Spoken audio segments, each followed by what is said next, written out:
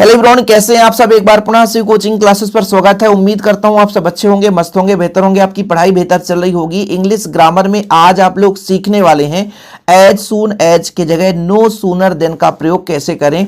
As soon as का अर्थ होता है जैसे ही, एज मतलब वैसे ही, और यहां पर नो सूनर देन का मतलब ज्यों ही त्यों ही। अरे भैया, आपसे हिंदी भी नहीं बन रहा, कोई दिक्कत नहीं है। आज आप एक लॉजिक सीख लो, एक ट्रिक सीख लो, हमेशा आप बिल्कुल इसे आसानी से बना सकते हैं।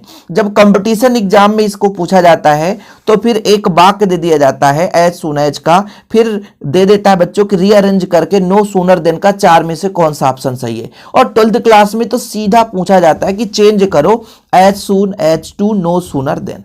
तो सबसे पहले अपन को करना क्या, मैं यहां पे थोड़ा सा हिंट लिख दिया हूं। इस जो भी हमारे पास वाक्य दिया रहेगा, सेंटेंस दिया रहेगा, उसमें दो भाग रहेंगे।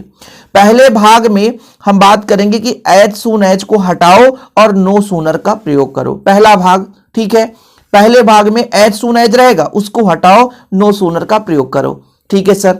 फिर इसके बाद जो सेंटेंस रहेगा उसको इंट्रोगेटिव में बनाओ, यानी प्रश्नवाचक बनाओ।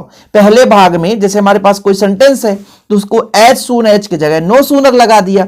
फिर दूसरा काम क्या था कि भाई जब ये तो अफर्मेटिव है, साधारण वाक्य है या निगेटिव है, उसको हम प्रश्नवाचक में बदलेंगे। दूसरा काम है, एक दो उदाहरण में आप क्लियर कर लोगे, कोई दिक्कत नहीं है। पहला काम एज सून एज की जगह नो सूनर प्रयोग करना है। दूसरा काम क्या करना है, वाक्य यदि आपका साधारण है उसको आपको प्रश्नवाचक में बदलना है, यानी आपका अफर्मेटिव है तो उसको इंट्रोगेटिव में बदलना है। फिर तीसरा काम यह है कि जो हमारा पहला भाग है उसके अंत में देन लगा करके दूसरे भाग को लिख देना है। सिंपल, तीन ही स्टेप है बच्चों।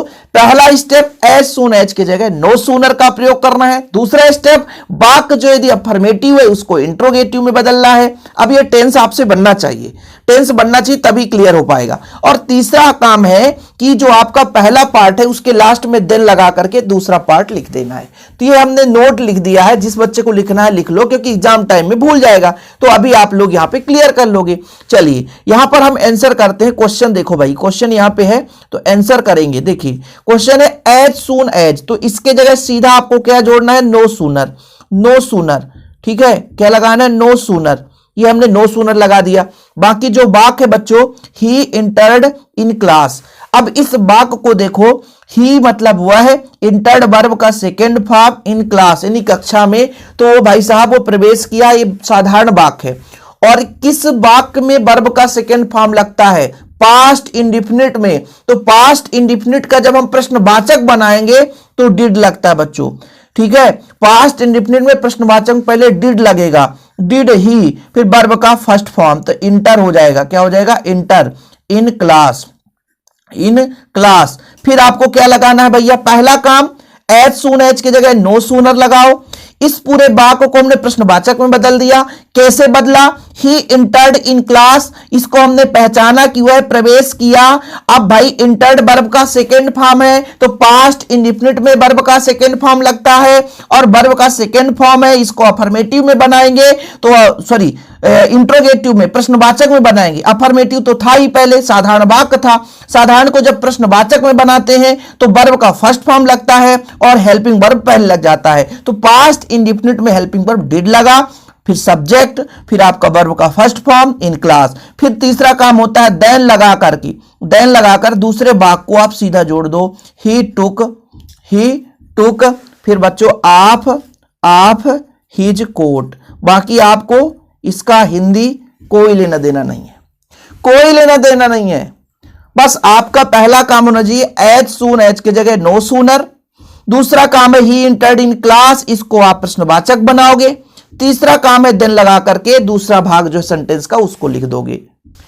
इसी प्रकार दूसरा प्रश्न है एज सून एज। देखो जरा, मैंने कहा भाई साहब आंसर लिखते समय एज सून एज के जगह आपको क्या लगाना, सीधा नो सूनर। ठीक है सर, नो सूनर हमने लगा दिया। ठीक है, नो सूनर लगा दिया। अब क्या करना है बच्चों, ये जो लिखा है द बॉयज सा मतलब देखना, वर्ब का सेकंड, सी सा।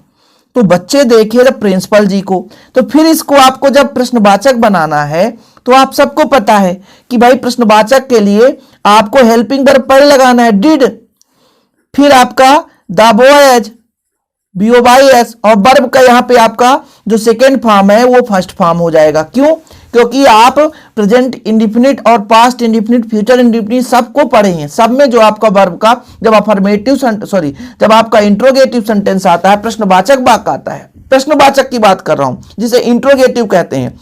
अफर्मेटिव को चेंज करना इंट्रोगेटिव में, अफर्मेटिव को साधारण वाक्य को इंट्रोगेटिव में, तो इंट्रोगेटिव में बच्चों वर्ब का फर्स्ट फॉर्म लगता है। ठीक है, फिर आपको हो जाएगा the principal, the principal, PRINCIPAL। फिर आपको लगाना है बीच में देन, क्या लगाना है? देन। फिर सेकेंड पार्ट जो है उसको सीधे लिख दो, THEY, दे बिकम साइलेंट। कितना सिंपल है। पहला काम है एज सून एज की जगह नो सूनर, दूसरा काम इसको प्रश्नवाचक बनाना, फिर तीसरा काम है देन लगा करके इसको तीसरा जो सेंटेंस है उसे लिख देना। अब जैसे यहां पर आप इसका आंसर बताओ, as soon as he closed his eyes the telephone rang. अब देखिएगा इसका मैं आंसर यहां पे लिख रहा हूं बच्चों, एज सून एज की जगह क्या लिखोगे? No sooner. क्या लिखोगे? No sooner. ये कर दिया हमने। ही क्लोज्ड वर्ब का आपका फिर से कौन सा फॉर्म हो गया? यहां पे सेकेंड फॉर्म, और सेकेंड फॉर्म मतलब आपका क्लियर है कि पास्ट इंडिफिनिट का हो गया। तो अफर्मेटिव में सेकेंड फॉर्म, तो इंट्रोगेटिव में फर्स्ट फॉर्म। अब भैया डिड लगाना है, डिड ही, क्योंकि डिड लगाएंगे हेल्पिंग वर्ब डिड ही लगता है। आपको सिमिलर इसलिए क्वेश्चन दे रहा हूं ताकि आपको परेशानी ना हो, आसानी से आप कर सको, है ना। डिड ही, फिर आपका हो जाएगा क्या हो जाएगा? क्लोज, CLOSE, क्लोज, क्लोज्ड नहीं क्लोज, हिज आईज, EYES। फिर बच्चों क्या लगाना है? देन, देन फिर क्या हो जाएगा? The telephone range. ठीक, खत्म कहानी। पहला काम नो सूनर लगाओ, फिर इसको आप क्या बना दो बच्चों? सीधा आपको बनाना है, दूसरा काम होता है इंट्रोगेटिव बनाना है, फिर तीसरा काम देन लगा करके। बाकी सब में ऐसे ही है। देखिए जरा, as soon as I arrive I will call you. तो सबसे पहले आपको एज सून एज की जगह क्या लगाना है? No sooner, no sooner. I arrive, मैं पहुंचा, तो मैं पहुंचा का मतलब है ये भी वही चीज लगेगा बच्चों, डिड। ठीक है, डिड, फिर हो जाएगा आई अराइव, ये प्रश्नवाचक हो गया, बीच में लगा दो देन, देन आई को ऐसा लगा लो, लिख लो आई विल कॉल यू। खत्म कहानी, सिंपल है बच्चों। इसमें आप देखो इट रेन्स हो गया ये। अब ये इट रेन्स वर्षा होता है, तो यहां पर हो जाएगा नो सूनर, नो सूनर। अब इसका बताओ, सिंपल है, वर्षा होता है तो ये प्रेजेंट इंडिफिनिट है, और प्रेजेंट इंडिफिनिट में डू डज लगता है, तो भाई साहब यहां पर डज लग जाएगा हेल्पिंग, जैसे यहां डिड लगता था, यहां हेल्पिंग वर्ब डज। हम प्रश्नवाचक बना रहे हैं तो प्रश्नवाचक में हमको क्या करना है? डज लगाना है, डज इट रेन्स। ठीक है, फिर देन लगा के इधर का वाक्य तो सीधा आपको उतार देना, बी कम आउटसाइड। ठीक है, ऐसे ही इसका भी देख लो आप, as soon as Ayush stand in front of the class, है ना। और SEIS जब भी आपको दिख जाए वो प्रेजेंट इंडिफिनिट ही है, तो यहां पर लगाओगे नो सूनर, नो सूनर। ठीक है, फिर बच्चों यहां पे आयुष के लिए डज लगेगा, एक वाक्य है ना, एक वाक्य में डज, डू डज का प्रयोग यदि आपसे टेंस नहीं बन रहा तो फिर दिक्कत है, डज। ठीक है, डज आयुष स्टैंड, SEIS नहीं लगाना है। ठीक है, तो आप लिख दो stand in front of the class, then, फिर देन लगा करके ही स्टार्ट्स ट्रेमलिंग। ये लो भाई, बाकी उतार देना, सेम, कुछ भी नहीं है।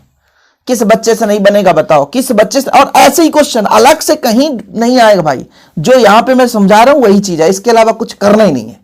तो उम्मीद करता हूं बच्चों आप लोग सीख गए होंगे। एक छोटा सा लेक्चर था, लेकिन वीडियो पसंद आया होगा, पसंद आया तो लाइक करके शेयर कर दें। ठीक है, और चैनल पहली बार आए तो चैनल को सब्सक्राइब कर लें। ओके, जय हिंद, वंदे मातरम।